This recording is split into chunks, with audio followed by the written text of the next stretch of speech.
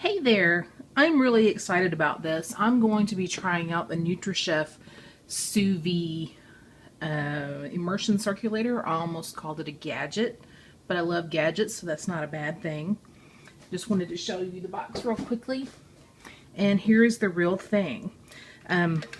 It's probably worth mentioning that initially I wanted to use this with my Instant Pot. You can't, because by the time you clip it on the side, the heater thing rests on the bottom. So it needs to be something deeper than that. I found a stock pot. You can use any number of things. It just needs to be heat resistant and tall enough so that this works. So here's my plan. I'm going to walk through the different features of the stick, and then we're going to put in a chicken breast to cook. This is my first time cooking with this, so I'm learning right along with you. I do have the manual here, and all of these instructions are in the manual, and they're very, very easy to read. So, I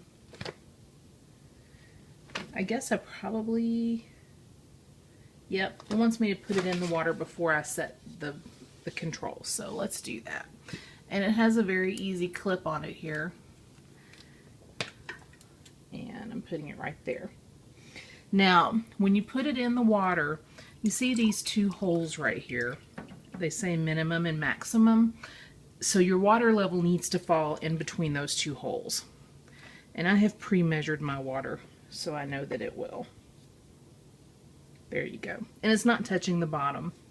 They didn't specifically say that in the booklet, but in their picture, they show it. It's not touching the bottom. So I went by that. Picture's worth 1,000 words, right? So I've plugged it in.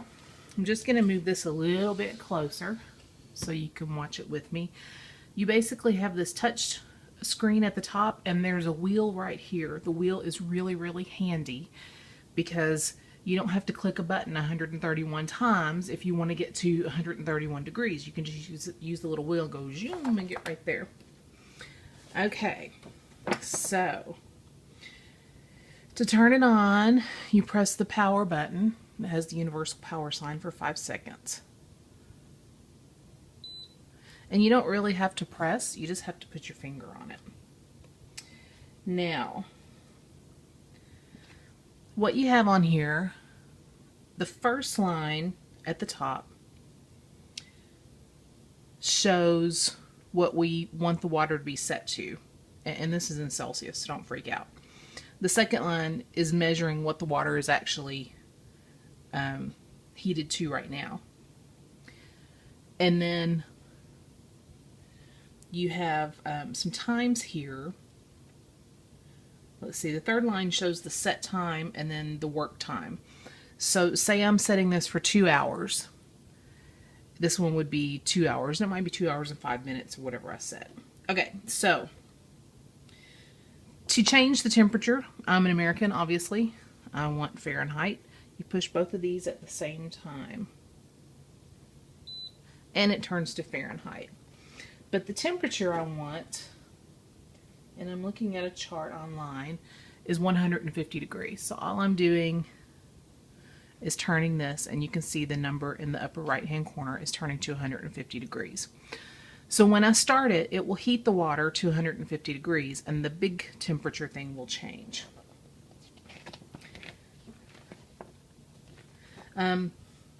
Okay. Where do I set the time? I must have missed that. Sorry, just reading. Okay, the set button here, you press it once to set the hour.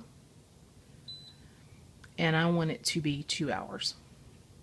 You press it 2 times to set the minutes. I don't really want 2 hours, but I'm just going to put it for, wait, what's it doing?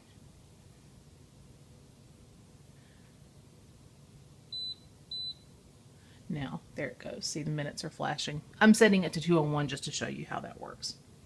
Okay, so we've set our time, we've set our temperature. Now we're going to put the, we're going to start it. And how do you start it? That's a good question. Let's see. Set temperature, maximum temperature. Press the power button one time. And it starts. How cool is that? Look. Okay, so sous vide, what it is, in case you don't know already, and you probably do because you watch Top Chef, right? Sous vide is when you cook things at a low temperature for a longer than normal amount of time. So the benefit to that is, say that you're cooking a steak and you know exactly what temperature you want your steak to be, you can set it to this. A lot of restaurants use this, and it'll hold in the water for a really long time. There's a lot of stuff online to read about this. It is not brain surgery. This was from the Serious Eats website, and I used this for my chicken breast that I'm about to cook, and I basically wanted to make cold chicken salad out of it, so I'm doing 1 to 4 hours at 150 degrees Fahrenheit. They really go into the science of it and pasteurization and all those things, but for our purposes today, I only have 10 minutes to make a video. So I tell you what, I'm going to pause the video, watch this count up to 150, and then I'll come back and we'll put the chicken in. So here we go. Here comes a pause. So here we are. It's at 150 degrees. You can hear it's making an alert. That will go off until I press set for 2 seconds.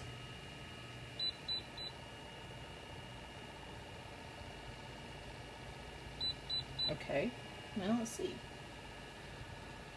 Yep, maybe I'm just not pressing it enough.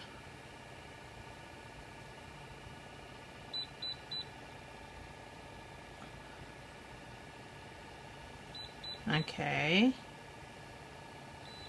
Okay, it was a little longer than 2. Now, I don't have a whole lot of time left. Amazon limits videos to 10 minutes, so I'm trying to get everything in here as quickly as I can. Now, if you have a vacuum sealer, you can seal this in there. If you don't, and I don't, you can use this as a heavy-duty freezer bag. And you want to seal it across the top, all the way across except for the last inch. And then we're just going to use the water to help us. The water will push the air out.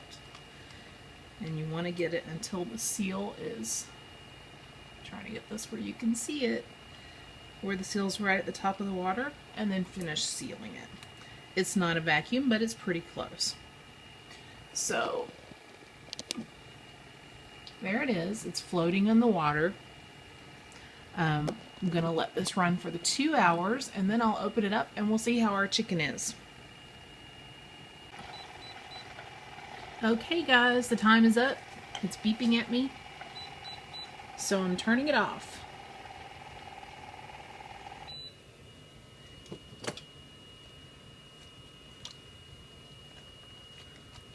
Still making a little noise. I guess it'll power down or whatever. So, I think by my count, I have about a minute left of video time. Now, at this point, if you wanted to eat this as an entree, you would probably want to get a quick sear on this in a skillet. And you would want to get your skillet screaming hot. I heard one guy call it rocket hot, because you don't want to cook it anymore. It's already cooked. But a lot of people really miss that kind of crusty exterior. So I'm just going to try this. For me, I want to make a salad tomorrow for my husband and I. And so I went with the kind that it doesn't really matter how much it looks like. But it is definitely not pink in the middle. And let's see how it tastes. Now there's no seasoning on it, so there's that, but I have to say it's really delicious. It's juicy. I like it. I would consider our first sous vide together a success. Thanks for watching.